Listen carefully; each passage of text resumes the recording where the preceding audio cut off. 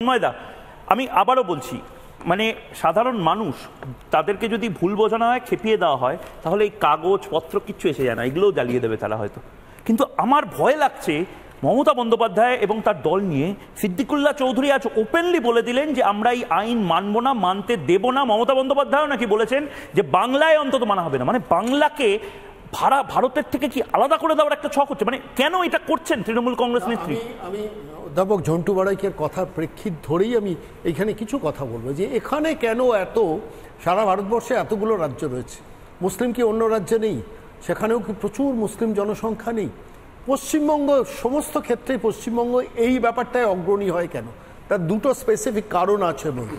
এখানে এরা মনে করে যে সরকার, মনে করে না, সরকার থেকে এদের উৎসাহ দেওয়া হয়, সিদ্দিকুল্লাহ চৌধুরীর মতো লোককে মন্ত্রিসভায় বসিয়ে রাখা হয়, তাদের দিয়ে প্রমোট করা হয় এই কালচারটাকে। এক, দ্বিতীয়ত হচ্ছে এই পশ্চিমবঙ্গ সেই রাজ্য যেখানে আল কায়দা থেকে শুরু করে আনসারুল্লাহ বাংলা, তাদের সেই সব জঙ্গি ধরতে বাংলার বাইরের এজেন্সিকে আসতে হয়, এখানকার সরকার ধরতে পারে না। এটা দুটো কারণ। আমি একটা অন্য পার্সপেক্টিভে একটা কথা প্রশ্ন আজকে করবো। আচ্ছা, যে দুটো পুলিশের গাড়ি আজকে ময়ূক পুড়লো, এটা তো সরকারের সম্পত্তি, মানে আমার তোমার ট্যাক্সের দেওয়া পয়সায় এই গাড়িগুলো কেনা হয়েছিল। আচ্ছা, এদের বিরুদ্ধে কি করা কোনো অ্যাকশন হবে, ব্যবস্থা হবে?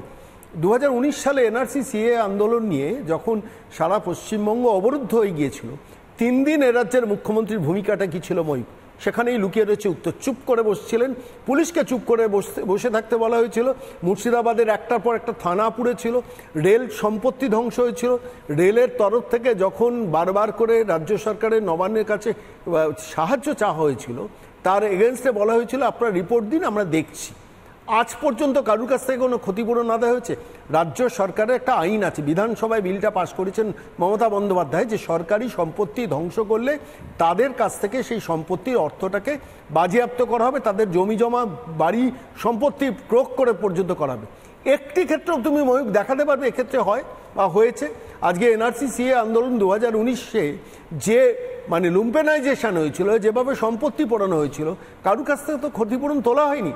আজকের দিনে দাঁড়িয়ে দুটো পুলিশের গাড়ি তোমরা রিপোর্ট করছো, কটা রিপোর্ট আমাদের মিডিয়ার কাছে আসছে আমরা কেউ জানি না। পশ্চিমবঙ্গের পক্ষে এটা ভয়ানক ইঙ্গিত। কিন্তু এনকারেজমেন্টটা কারা পেল এই যে পুলিশের গাড়ি দুটো পোড়ানোতে?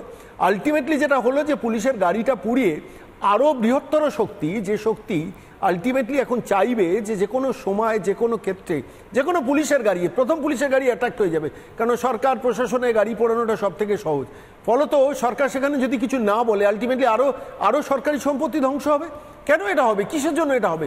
পশ্চিমবঙ্গ এত সেন্সিটিভ একটা রাজ্য, যেখানে প্রায় 2200 কিলোমিটার বাংলাদেশের বর্ডার, যেখানে বাংলাদেশ থেকে স্লিপার সেল ক্রমাগত পশ্চিমবঙ্গে ঢুকিয়ে রাখার চেষ্টা হচ্ছে, সেই বাংলাদেশ, পশ্চিমবঙ্গের মতো একটা সেন্সিটিভ রাজ্য, সেইখানে তারা বাংলাদেশের সেই উগ্রপন্থীরা দেখছে, আনসারুল্লাহ বাংলা দেখছে, জসিমউদ্দিন রহমানি বাহিনীরা দেখছেন যে এখানে জঙ্গিপুরে দুখানা পুলিশের গাড়ি পুড়ছে, আর সরকার প্রশাসন নির্বিকার। একদম একদম।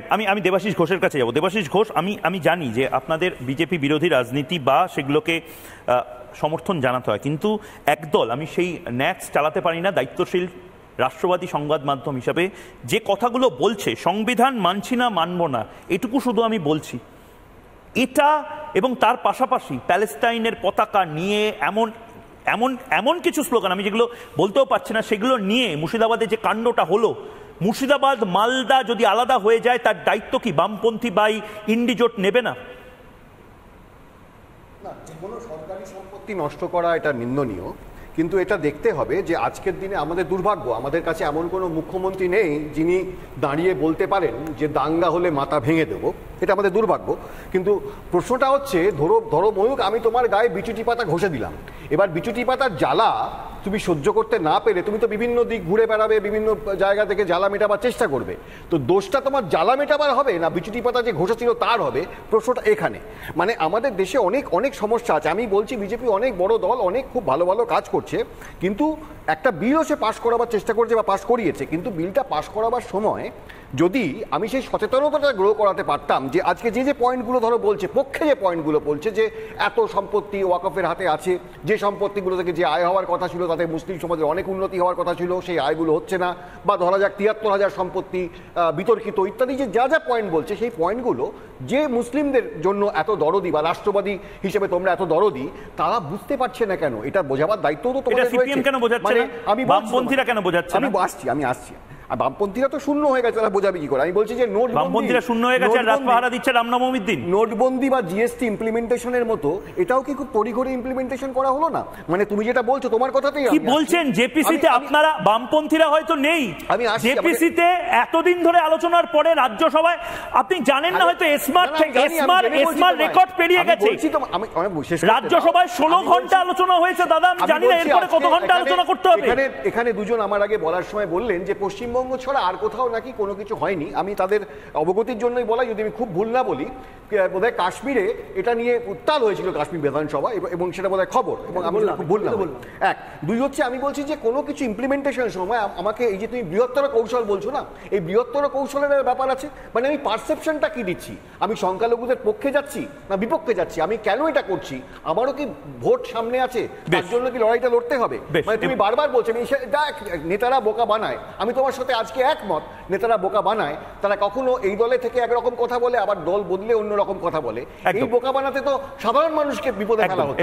এবং তার পাশাপাশি আমার যেহেতু একের পর এক ব্রেকিং আসছিল, আমার সময় আজ খুব সংক্ষিপ্ত হয়ে গেছে, আমি ক্ষমা চাইছি যারা আমরা হয়তো বিতর্কটা আরো দীর্ঘায়িত করতে পারতাম, কিন্তু এই মুহূর্তে বলছি, আজ থেকে শুরু হলো, যারা এই মুহূর্তে রয়েছেন জবাব চায় বাংলাতে, কাল পরশু বা আগামী কয়েকদিন হয়তো বাংলার মানুষকে বোঝানোটাই সবচেয়ে বড় কাজ হবে, কারণ বাংলা জ্বলছে, বাংলার জেলাগুলো জ্বলছে, আর আমরা হাত গুটিয়ে অন্য জিনিস নিয়ে মিনমিন করে কথা বলবো, এটা চলতে পারে না। রিপাবলিক বাংলা বা জবাব চায় বাংলাতে তো অন্তত এটা আমরা করতে পারি না। ছোট্ট বিরতি নিচ্ছে, বিরতির পর ফিরে আসছে আমি ময়ূক, সঙ্গে থাকুন।